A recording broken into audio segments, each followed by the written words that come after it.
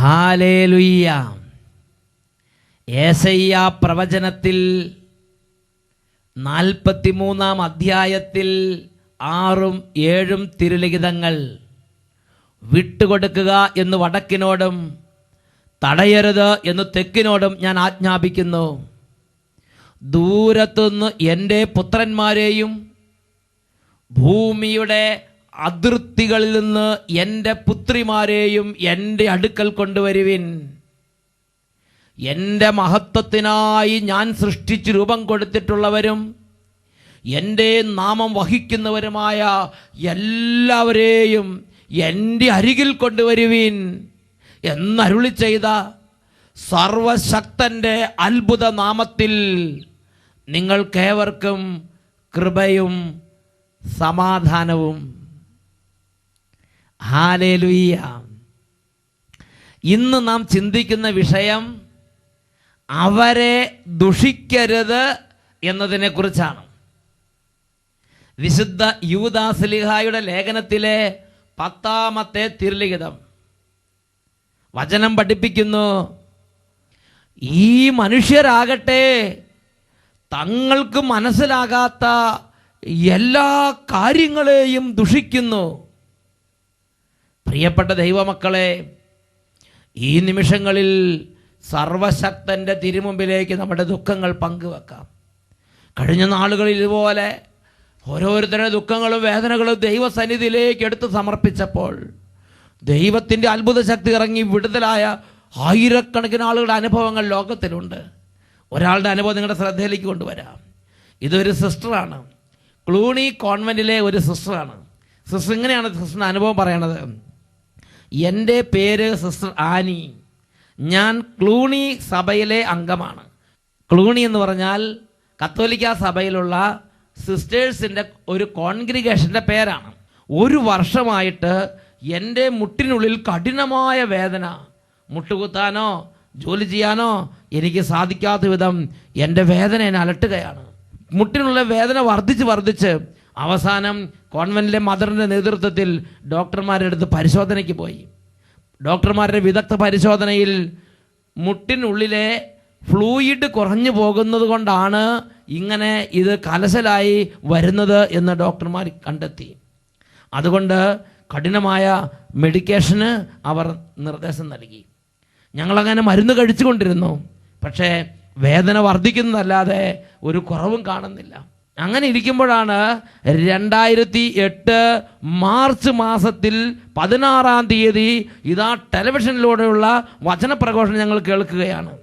അട്ടപ്പാടി സെഗിയോൻ ധ്യാന കേന്ദ്രത്തിനുള്ള ഈ വചനപ്രഘോഷണ സമയത്ത്, അതുപോലെ ആരാധനയുടെ സമയത്ത് കാൽമുട്ടിലെ വേദനയും മനസ്സിൻ്റെ എല്ലാ നിരാശകളും സമർപ്പിച്ച് യേശുവിൻ്റെ നാമത്തെ ഉറക്കെ വിളിച്ച് കരഞ്ഞ് പ്രാർത്ഥിച്ചു.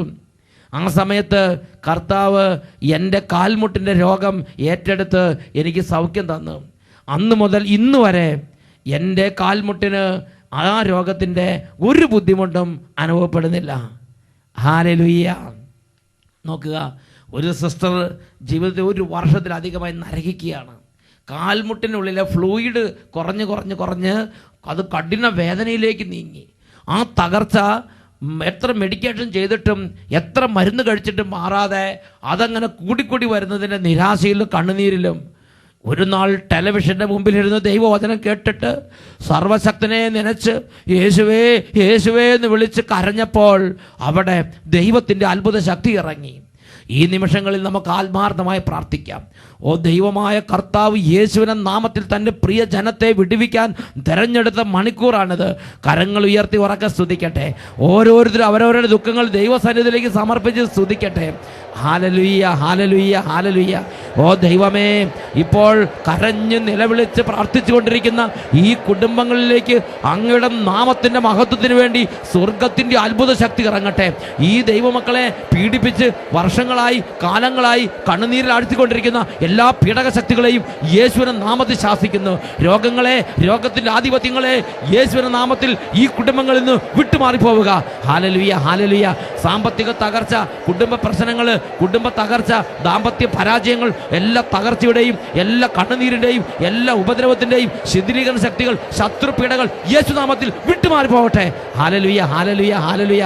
ഓ ദൈവമേ, ഈ ദൈവമക്കൾ ആരെങ്കിലും പൈശാചിക പീഡകളാൽ നരകിക്കുന്നുണ്ടെങ്കിൽ നസ്രയനായ യേശുവിന്റെ നാമം അയക്കുന്നു. യേശുവിന്റെ നാമത്തിൽ എല്ലാ പൈശാചിക പീഡകളും ഈ കുടുംബങ്ങളിൽ നിന്ന് വിട്ടുമാറി പോകട്ടെ. Hallelujah, hallelujah. ഓ ദൈവമേ, ഇപ്പോൾ പ്രാർത്ഥിച്ചുകൊണ്ടിരിക്കുന്ന കുഞ്ഞു മക്കളെ സ്പർശിക്കണമേ. വിദ്യാർത്ഥിനെ തൊടണമേ കർത്താവേ. അടഞ്ഞുപോയ ബുദ്ധി, കെട്ടുപോയ ബുദ്ധി, ഓർമ്മശക്തി നഷ്ടപ്പെട്ടവർ, പഠിക്കാൻ താല്പര്യമില്ലാത്തവർ, ദുർബുദ്ധികളുള്ളവർ, അനുസരണക്കേട്, മല്ലടിക്കുന്ന പ്രകൃതങ്ങളും വിമത സ്വഭാവം പീഡിപ്പിക്കുന്നവർ, ദൈവമേ, ഭാവി ജീവിതം അടഞ്ഞുപോയവർ, വിദ്യാഭ്യാസ ജീവിതം മുരടിച്ചു പോയവർ, യേശു നാമത്തിൽ ഇപ്പോൾ വിടുതൽ പ്രാപിക്കട്ടെ. Hallelujah, hallelujah. യേശുവേ, ആരാധന, ആരാധന, ആരാധന. ഓ ദൈവമേ, ഈ ദൈവമക്കൾ ആരെങ്കിലും പ്രാർത്ഥിക്കുമ്പോൾ, വചനം കേൾക്കുമ്പോൾ, ദൈവത്തെ ആരാധിക്കുമ്പോൾ, ധ്യാനം കൂടാൻ ആഗ്രഹിക്കുമ്പോൾ തടസ്സങ്ങൾ വന്ന് സാത്താൻ കെട്ടിയിട്ടുണ്ടെങ്കിൽ ഇപ്പോൾ വചന ശുശ്രൂഷകളിൽ നിന്നും ആത്മീയ കാര്യങ്ങളിൽ നിന്നും ദൈവമക്കൾ അകറ്റിക്കൊണ്ടു പോകുന്ന എല്ലാ നാരകീയ സേനകളെയും ദുരാത്മവാദങ്ങളെയും അന്ധകാര ശക്തികളെയും നസറേനായ യേശുവിന്റെ നാമത്തിൽ ശാസിക്കുന്നു, ബന്ധിക്കുന്നു, ബഹിഷ്കരിക്കുന്നു, വിട്ടുമാറി പോകട്ടെ. Hallelujah, hallelujah. യേശുവേ, ആരാധന, ആരാധന. രണ്ട് കരങ്ങൾ ഉയർത്തി പരിശുദ്ധാത്മാവിന്റെ നിറവിന് വേണ്ടി പ്രാർത്ഥിക്കട്ടെ. ഓ ദൈവമേ, ഇപ്പോൾ ഈ സമൂഹത്തിലേക്ക് ആത്മാവിന്റെ അഭിഷേകം നിറയട്ടെ. ബുദ്ധി തെളിഞ്ഞു വരട്ടെ, ഓർമ്മശക്തി തെളിഞ്ഞു വരട്ടെ, പ്രാർത്ഥനാഭിഷേകം നിറഞ്ഞു വരട്ടെ, വചന വ്യാഖ്യാനങ്ങൾ ലഭിക്കട്ടെ. വചനത്തിന്റെ ആത്മാവ് ഈ കുടുംബങ്ങളുടെ മേൽ അത്ഭുതമായി നിറയട്ടെ. Hallelujah, hallelujah. യേശുവേ, ആരാധന, ആരാധന. യേശുവേ, ആരാധന, ആരാധന. Hallelujah, hallelujah. യേശുവേ, യേശുവേ, യേശുവേ, യേശുവേ, യേശുവേ, യേശുവേ. Hallelujah, hallelujah. യേശുവേ, ആരാധന. യേശുവേ, സ്തോത്രം. യേശുവേ, നന്ദി. ഹല്ലേലൂയ. പ്രിയപ്പെട്ട ദൈവമക്കളെ, അവരെ ദുഷിക്കരുത്. ഈ ഒരു കാര്യത്തെക്കുറിച്ച് ചിന്തിക്കുമ്പോൾ മനസ്സിലേക്ക് തെളിഞ്ഞു വരുന്ന വചനമാണ് വിശുദ്ധ യൂദാസ്ലീഹായുടെ ലേഖനത്തിലെ 10-ാമത്തെ തിരുലിഖിതം. ഈ മനുഷ്യരാകട്ടെ തങ്ങൾക്ക് മനസ്സിലാകാത്ത എല്ലാ കാര്യങ്ങളെയും ദുഷിക്കുന്നു. വിശേഷ ബുദ്ധിയില്ലാത്ത മൃഗങ്ങളെ പോലെയാണവർ. സഹജവാസനയാൽ മനസ്സിലാക്കുന്ന കാര്യങ്ങൾ വഴി അവർ മലിനരാവുകയും ചെയ്യുന്നു. അവർക്ക് ദുരിതം.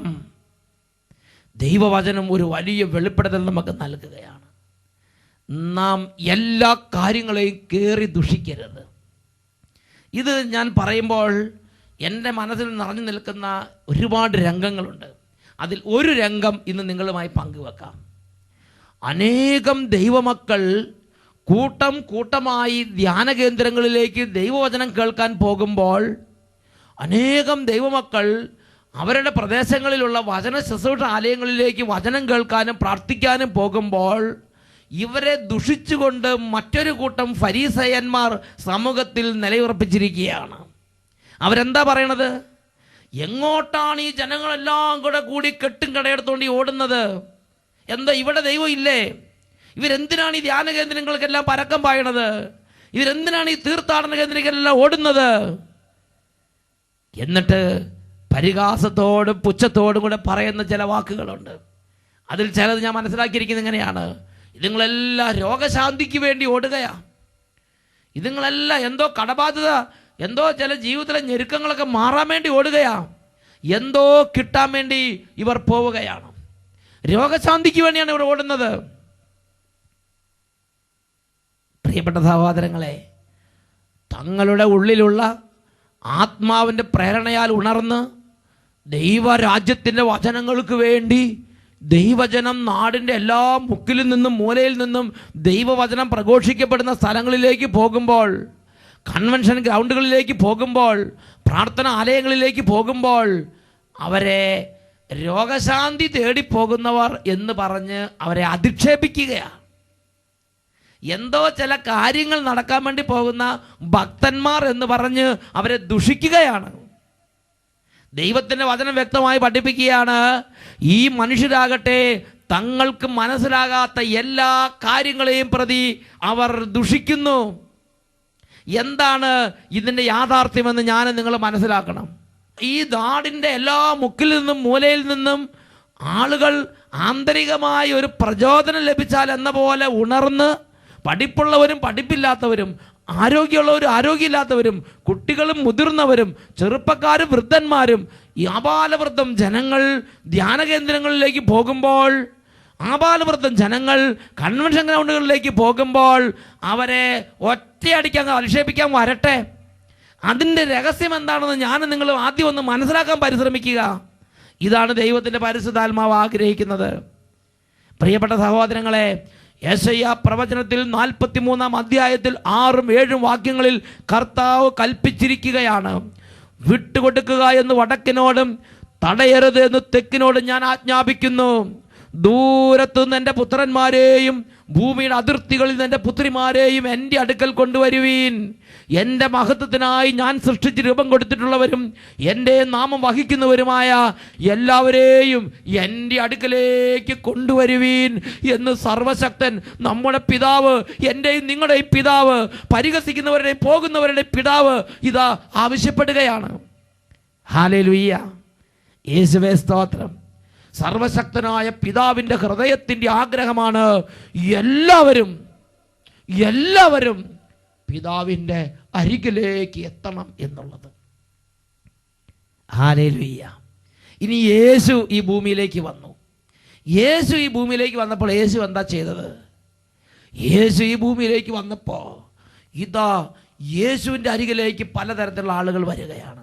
നമ്മൾ അതിൻ്റെ രംഗം ആദ്യമായി കാണുന്നത് വിശുദ്ധ മത്തായി ശ്ലീഹായുടെ സുവിശേഷത്തിലാണ്.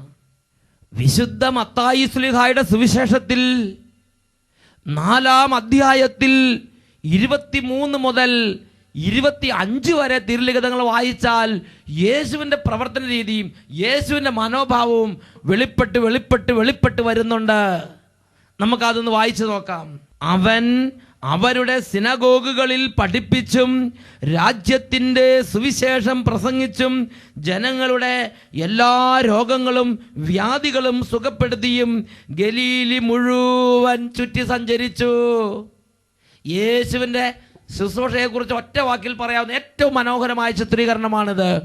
അവൻ ജനങ്ങളെ പഠിപ്പിച്ചും രാജ്യത്തിൻ്റെ സുവിശേഷം പ്രസംഗിച്ചും ജനങ്ങളുടെ എല്ലാ രോഗങ്ങളും എല്ലാ വ്യാധികളും സുഖപ്പെടുത്തിയും ഗലീലയിലുടനീളം ചുറ്റി സഞ്ചരിച്ചു. അങ്ങനെ യേശു പഠിപ്പിച്ചു, യേശു രാജ്യത്തിൻ്റെ സുവിശേഷം പ്രസംഗിച്ചു, പിന്നെ വന്നവർക്കെല്ലാം രോഗശാന്തികൾ കൊടുത്തു. ഇങ്ങനെ യേശു ചെയ്തപ്പോൾ ഉണ്ടായ നെറ്റ് റിസൾട്ട് എന്താണ്? അടുത്ത വാക്യം നമ്മൾ വായിക്കുകയാണ്. അവൻ്റെ കീർത്തി സിറിയയിലെങ്ങും വ്യാപിച്ചു. എല്ലാ രോഗികളെയും വിവിധ വ്യാധികളാലും വ്യതകളാലും അവശരായവരെയും പിശാച് ബാധിതർ, അപസ്മാര രോഗികൾ, തളർവാദക്കാർ എന്നിവരെയും അവർ അവൻ്റെ അടുത്ത് കൊണ്ടുവന്നു. അവൻ അവരെ സുഖപ്പെടുത്തി. ഗലീലി, ദെക്കാപോളിസ്, ജെറുസലേം, യൂദയ, യോർദാന്റെ മറുകര എന്നിവിടങ്ങളിൽ നിന്ന് വലിയ ജനക്കൂട്ടങ്ങൾ അവനെ അനുഗമിച്ചു.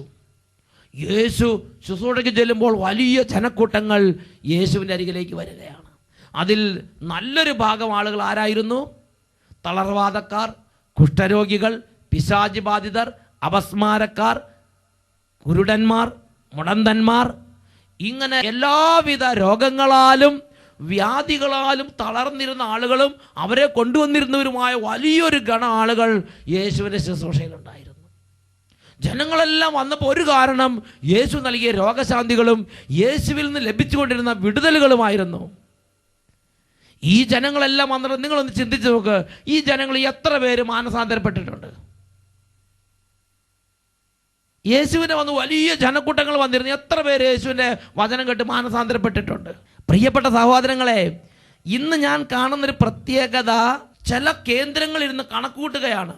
ഈ ധ്യാന കേന്ദ്രങ്ങളിൽ ഓരോ ആഴ്ചയും 10,000-ങ്ങൾ 50,000-ങ്ങൾ അല്ലെങ്കിൽ 1,00,000-കണക്കിന് ആളുകൾ കേരളത്തിലെ ധ്യാന കേന്ദ്രങ്ങൾ കയറി ഇറങ്ങുന്നുണ്ട്. പക്ഷേ മാനസാന്തരം അതിനനുസരിച്ച് മാനസാന്തരം ഉണ്ടാകുന്നില്ല. ഇതൊക്കെ വെറുതെയാ, ഇതൊക്കെ വെറും രോഗശാന്തിക്ക് വേണ്ടി പോകുകയാ.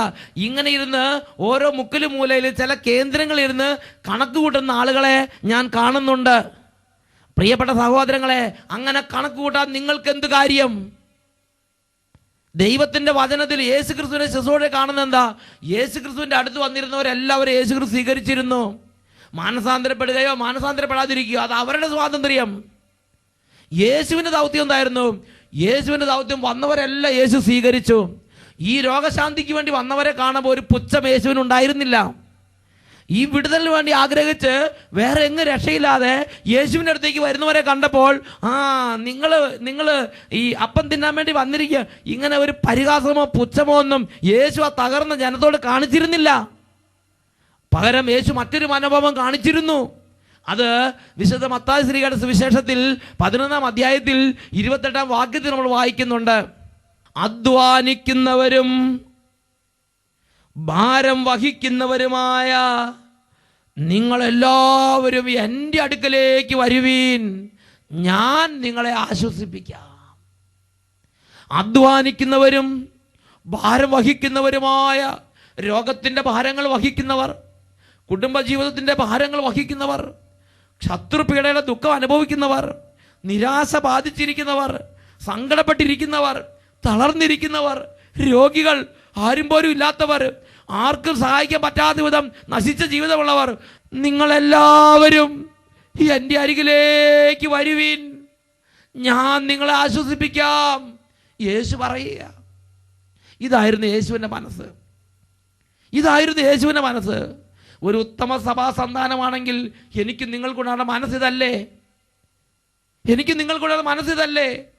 തകർന്നൊരു മനുഷ്യൻ, തളർന്നൊരു മനുഷ്യൻ, ഈ ലോകത്തിൽ പല സ്ഥലത്തും പോയിട്ട് അവരുടെ പ്രശ്നത്തിന് പരിഹാരമില്ലാത്തൊരു മനുഷ്യൻ ദൈവവചനം കേൾക്കാൻ പോകുമ്പോൾ എൻ്റെ ഈ പ്രശ്നത്തിനൊരു പരിഹാരം വേണമെന്ന് ആഗ്രഹിക്കുന്നതിൽ എന്താ തെറ്റ്? അദ്ദേഹത്തെ കുറ്റം വിധിക്കാൻ നിങ്ങളാര്? ഈശോ പ്രത്യക്ഷപ്പെട്ടപ്പോൾ ഈശോയ്ക്ക് പ്രിയപ്പെട്ട വിശുദ്ധ മാഗ്ഡലിനോട് ഈശോ പറഞ്ഞത് എന്താണ്? മനുഷ്യർ എന്നിൽ നിന്ന് നല്ല കാര്യങ്ങൾ പ്രതീക്ഷിക്കുമ്പോൾ എനിക്ക് സന്തോഷമാണ്. ഞാൻ അവർ പ്രതീക്ഷിക്കുന്നതിനേക്കാൾ കൂടുതൽ നന്മകൾ അവർക്ക് വേണ്ടി ചെയ്തു കൊടുക്കും. വിശുദ്ധ ലിഖിതത്തിൽ വിശുദ്ധ മർക്കോസിന്റെ സുവിശേഷത്തിൽ 1-ാം അധ്യായത്തിൽ 32, 33, 34 തീരുന്നത് മറ്റൊരു രംഗം വിവരിക്കുന്നുണ്ട്. അന്ന് സായാഹ്നമായപ്പോൾ രോഗികളും പിശാച് ബാധിതരുമായ എല്ലാവരെയും അവർ അവൻ്റെ അടുത്ത് കൊണ്ടുവന്നു.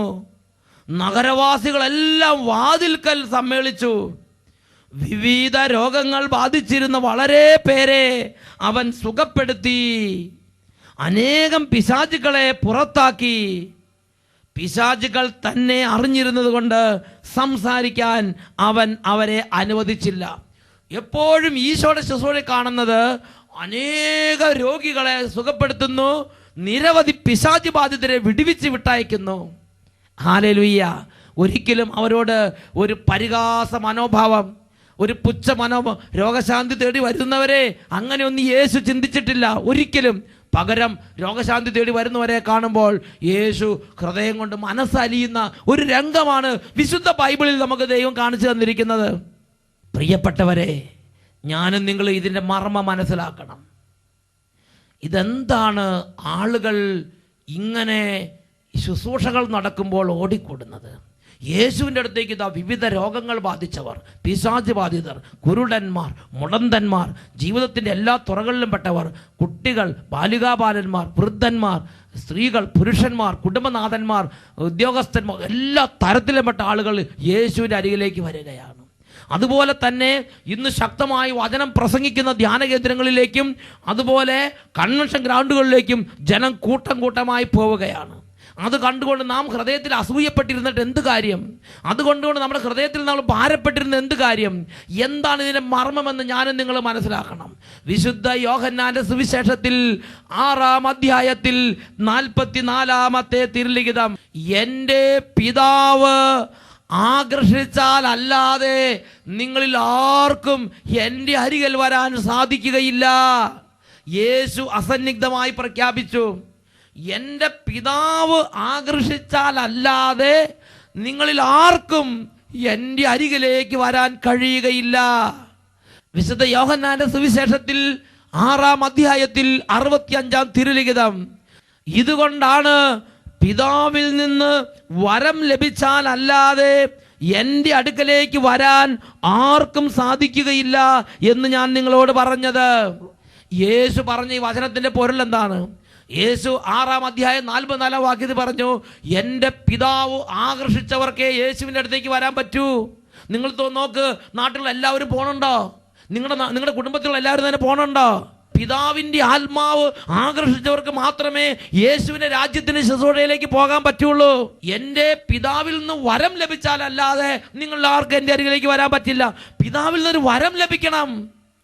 നിങ്ങൾ തലയുയർത്തി ചുറ്റും നോക്ക്, നാട്ടിലുള്ള എല്ലാവരും ഇതിനുവേണ്ടി ആവേശം കൊണ്ട് ഓടുന്നുണ്ടോ? പിതാവിൽ നിന്ന് വരം ലഭിക്കണം.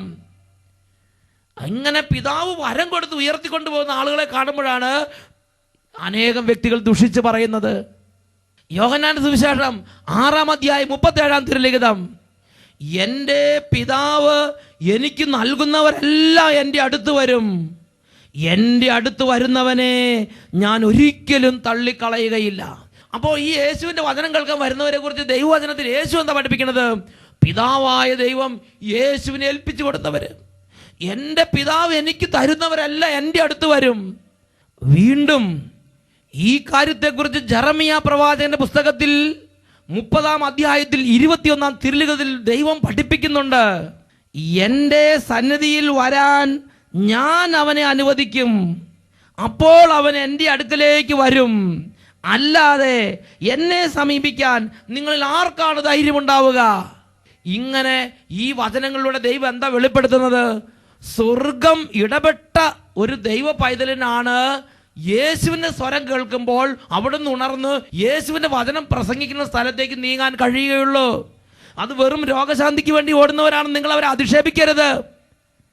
ടെലിവിഷനിലൂടെ വചനം കേൾക്കുമ്പോൾ ആ ചാനൽ ഓണാക്കി ആ മണിക്കൂറിൽ വചനത്തിന് മുമ്പിൽ ഇരിക്കാൻ എനിക്ക് നിങ്ങൾക്കൊരു ആന്തരിക പ്രചോദനം ലഭിക്കുന്നത് വെറും രോഗശാന്തി കൊണ്ടാണെന്ന് വിചാരിക്കരുത്. ഈ ആത്മാവ് നിങ്ങൾ ചിന്തിച്ചു നോക്ക്. യേശുവിൻ്റെ പ്രബോധനകാലം യേശു പറഞ്ഞു, പിതാവിൽ നിന്ന് വരം ലഭിച്ചവരാണ് എൻ്റെ അടുത്ത് വരുന്നത്, എൻ്റെ പിതാവ് ആകർഷിച്ചവരാണ് എൻ്റെ അടുത്ത് വരുന്നത് എന്നൊക്കെ പറഞ്ഞു. അങ്ങനെ യേശു പറഞ്ഞ ആളുകൾ ആരൊക്കെ യേശുവിൻ്റെ അടുത്തേക്ക് വന്നത്? രോഗങ്ങൾ ബാധിച്ചവര്, തകർന്നവര്, പിശാചി ബാധിതര്, മുടന്തന്മാര്, കുഷ്ഠരോഗികള്, ഇങ്ങനെ ഒരു വലിയ സമൂഹം യേശുവിൻ്റെ അടുത്തേക്ക് ചെന്നു.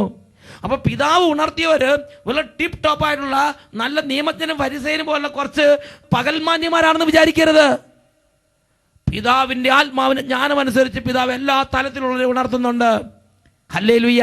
നമുക്ക് അവരെ ദുഷിക്കാൻ അനുവാദമില്ല. അതുകൊണ്ട് ഇന്ന് ഞാനും നിങ്ങളും ദൈവവചനം കേൾക്കാൻ പോകുന്നവരെയും, ധ്യാന കേന്ദ്രങ്ങളിലേക്ക് പോകുന്നവരെയും, തീർത്ഥാടന കേന്ദ്രങ്ങളിലേക്ക് പോകുന്നവരെയും, ആത്മീയ ശുശ്രൂഷകൾക്ക് പോകുന്നവരെയും, ആത്മീയ വചനം കേൾക്കാൻ വേണ്ടി ദാഹിക്കുന്നവരെയും വെറും രോഗശാന്തിക്ക് വേണ്ടിയുള്ളവർ എന്ന് പറഞ്ഞ് അധിക്ഷേപിക്കുന്നത് ദൈവം അംഗീകരിക്കുന്നില്ല.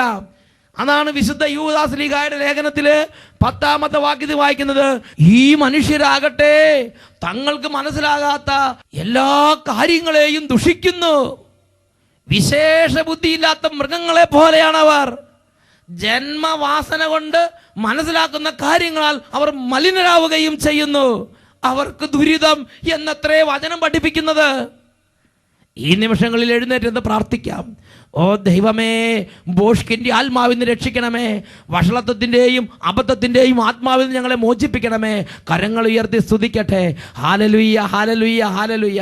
ഓ ദൈവമേ, അവിടുന്ന് തിരുസഭയ്ക്ക് നൽകിയിരിക്കുന്ന പൗരോഹിത്യത്തിൻ്റെ അധികാരം ഉപയോഗിച്ച് പിതാവിൻ്റെയും പുത്രൻ്റെയും പരിശുദ്ധാത്മാവിൻ്റെ നാമത്തിൽ ഈ കുടുംബങ്ങളിൽ നിന്ന് ബോഷ്കിൻ്റെയും വഷളത്വത്തിൻ്റെയും അബദ്ധത്തിൻ്റെയും അരുവിയെ ശാസിക്കുന്നു.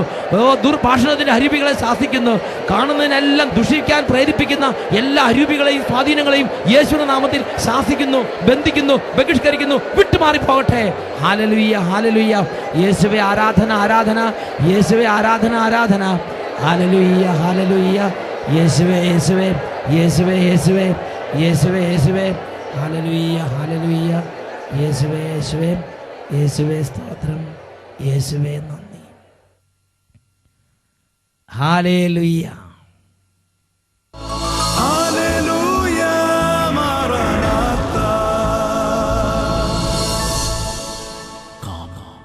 Lord Jesus.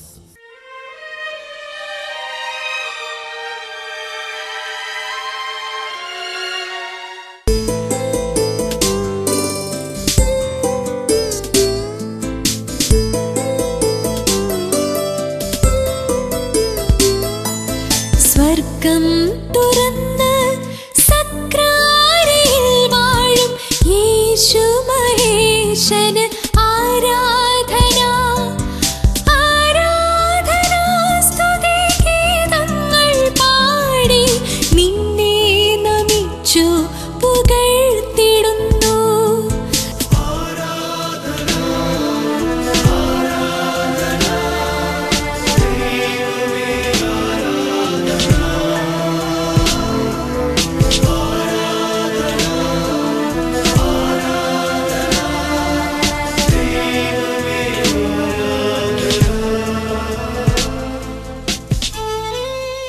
ഹല്ലേലൂയ. ഈ നിമിഷങ്ങളിൽ നമ്മുടെ പാരമ്പര്യ രോഗങ്ങളിലേക്ക് ദൈവശക്തി ഇറങ്ങാൻ പ്രാർത്ഥിക്കാം. യേശയ്യാ പ്രവചനത്തിൽ 52-ാം അധ്യായം 2-ാം തിരുലിഖിതം, ബന്ധനസ്ഥയായ ജെറുസലേമേ, നീ പൊടിയിൽ നിന്ന് തട്ടിക്കുടഞ്ഞ് എഴുന്നേൽക്കുക. ബന്ധനസ്ഥയായ സിയോൻ പുത്രി, നിന്റെ കഴുത്തിലെ കെട്ടുകൾ നീ പൊട്ടിച്ചു കളയുക. ഈ നിമിഷങ്ങളിൽ 2 കരങ്ങൾ യേശുവിൻ്റെ സന്നിധിയിലേക്ക് ഉയർത്തി, പ്രിയ മകനെ, മകളെ, പാരമ്പര്യമായ എല്ലാ ബന്ധനങ്ങളും കുടുംബങ്ങളിൽ നിന്ന് തകരുന്നതിന് വേണ്ടി പ്രാർത്ഥിക്കുക. കരങ്ങൾ ഉയർത്തി യേശുവിനെ വിളിക്കട്ടെ. Hallelujah, hallelujah, hallelujah. സർവശക്തമായ യേശുവിൻ്റെ നാമം കുടുംബങ്ങളിലേക്ക് പ്രവഹിക്കട്ടെ. ഇടിമിന്നൽ പോലെ യേശുവിൻ്റെ നാമം കുടുംബങ്ങളിൽ ഇറങ്ങട്ടെ. തലമുറകളായി പാരമ്പര്യമായ എല്ലാ ബന്ധനങ്ങളും അതിൻ്റെ ആധിപത്യങ്ങളും യേശുനാമത്തിൽ ചിഹ്നഭിന്നമാകട്ടെ. Hallelujah, hallelujah. യേശുവേ